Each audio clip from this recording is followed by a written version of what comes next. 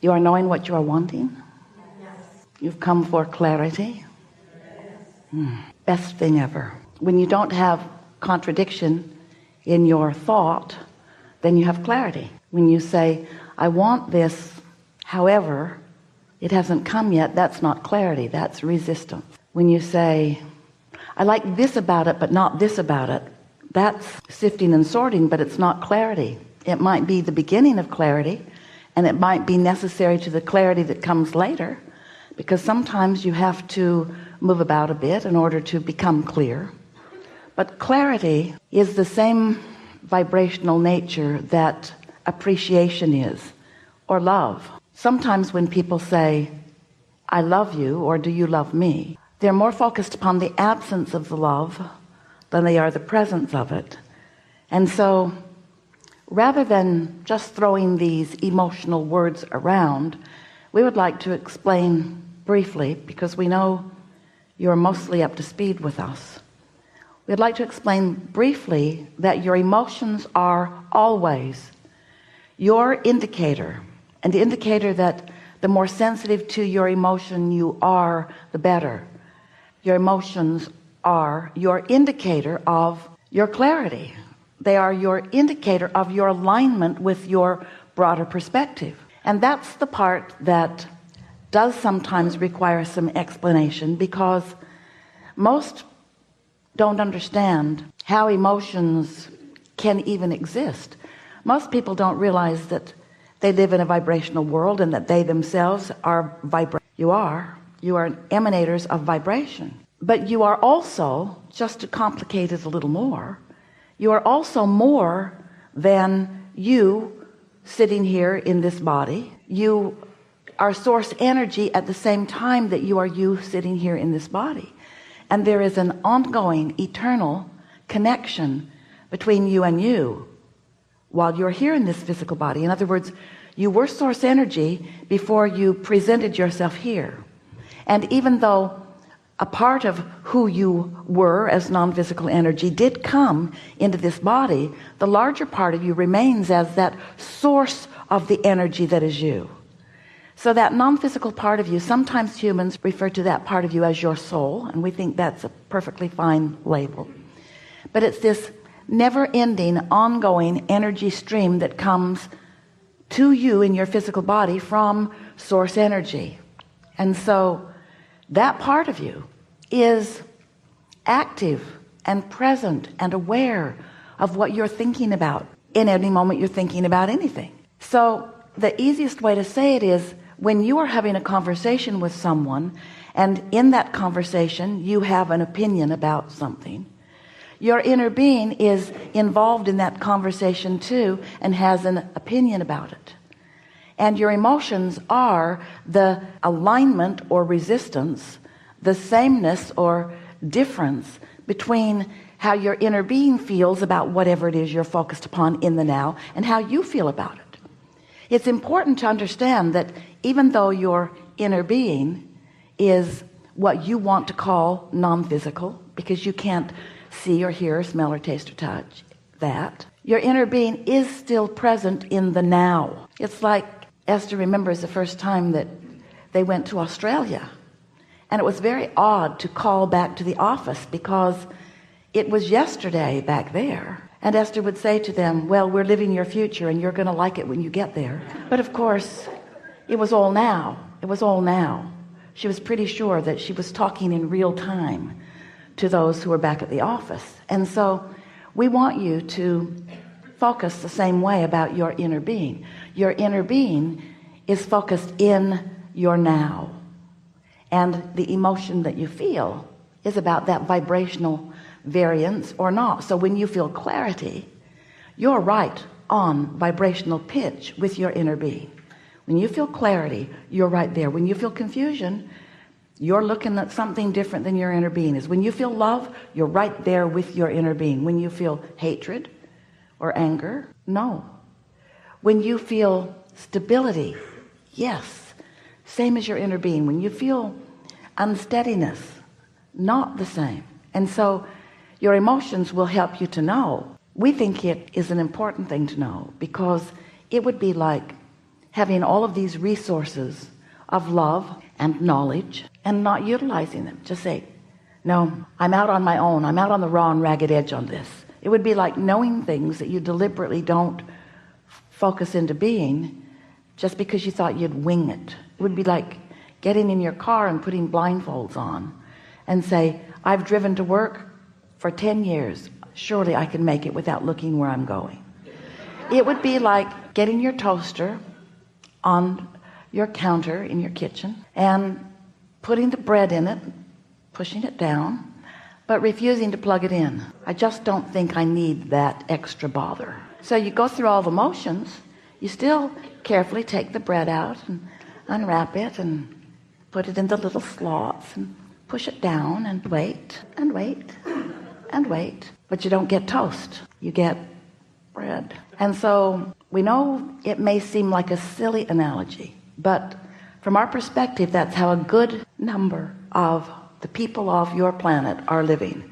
They're not plugged in. They're not tuned in, tapped in, turned on. They are not utilizing the resources. And it isn't because they don't want the clarity or the guidance or the help. It's that they have forgotten that they are vibrational and they don't know what their emotions are telling them.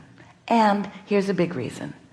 Most are reacting to a condition rather than choosing the way they mean to feel. So these are the things that we like to talk about with you, because we want to help you to find that steady place that is really you. We want you to focus the fullness of who you are into your conversations, into the things that matter to you.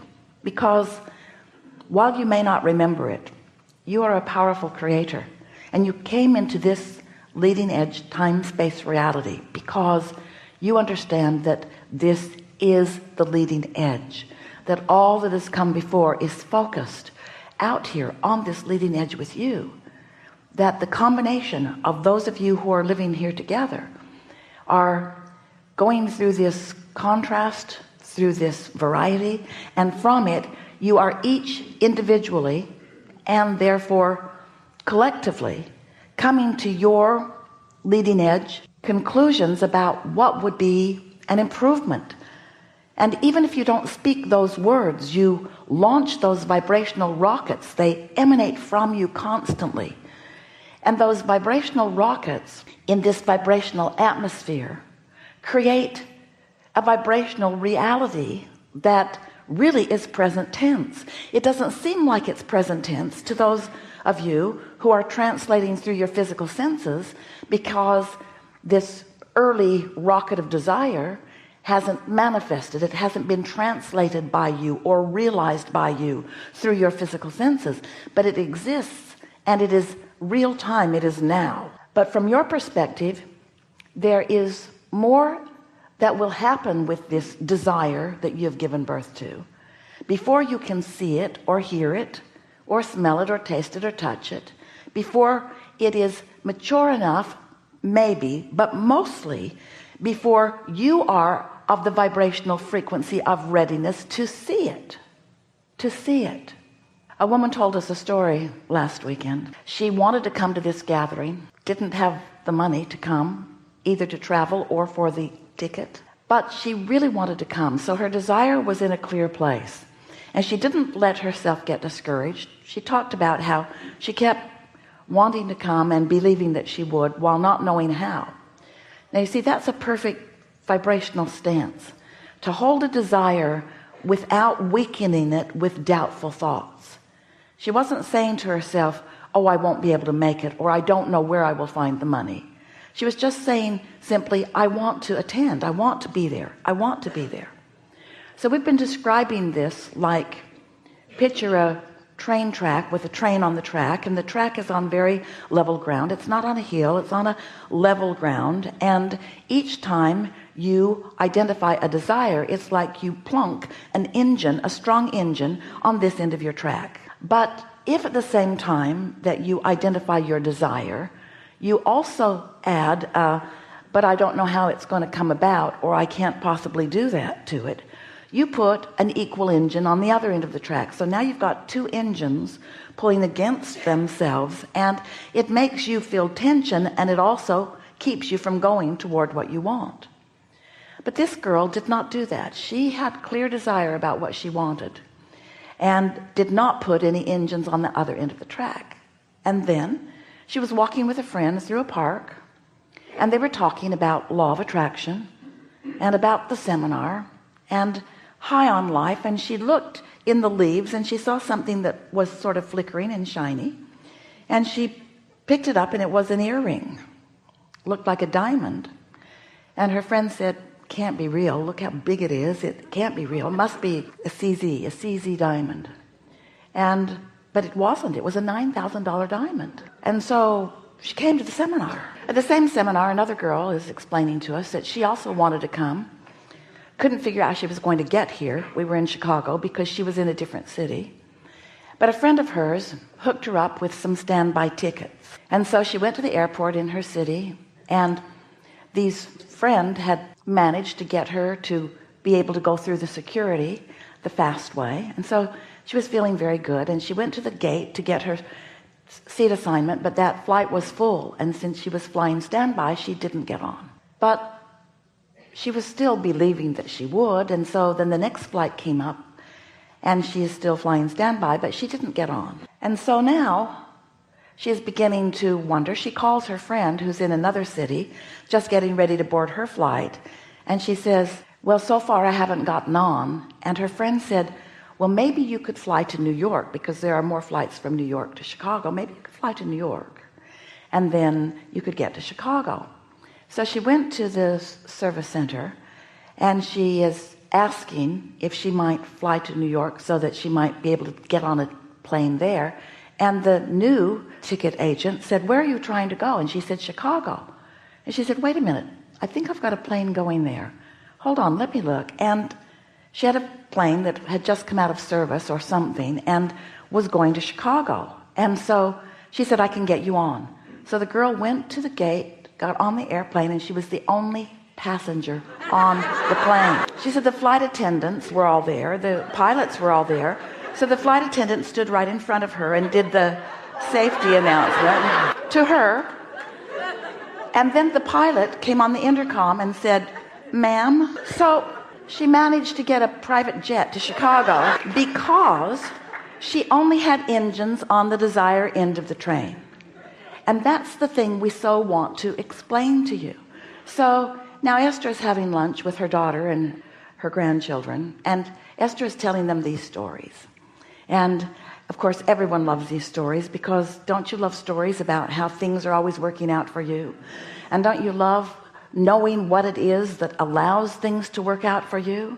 Don't you want to be in that light, good feeling place? And so they all had lunch together, and then Tracy said, do you want dessert? And the kids said, not here. Can we go to McDonald's and get a soft ice cream cone? And then they began to laugh, and Kate showed a picture on her phone of a woman who was grimacing, and the caption said, this is what your face looks like when for the 1000th time the ice cream machine at McDonald's isn't working. And then they all laughed. They were having a fun time with it. And then they teased Esther about the time she took them all there and the machine was broken, and Esther said, but this is McDonald's. Esther couldn't believe that the machine was broken, and so they've been teasing Esther about her discord over that. So they drive about 10 minutes to the nearest McDonald's and place an order for Esther for iced tea and an order for Tracy for an apple pie and 2 large vanilla cones. And the woman says, I'm sorry, our ice cream machine is broken. And everyone laughs, because of course it is. Of all the McDonald's in the city, of course they would go to the one where it wasn't working, because law of attraction is always fair. But they're laughing about it, because they all know how law of attraction works. They all know that this is why they picked that particular place to go. And so they're going, and Tracy is paying, and they're trying to figure out where they might get ice cream, and the children are not wanting to go there or there or there. They wanted this one. And so Esther said to the woman, as she is giving the change back to Tracy, oh, and we would also like 2 large vanilla cones. And the woman said, oh, but you didn't pay for them. They're $1.40 each. And Tracy is looking at her mother like, have you lost your mind? and Esther is just feeling playful and sure of herself.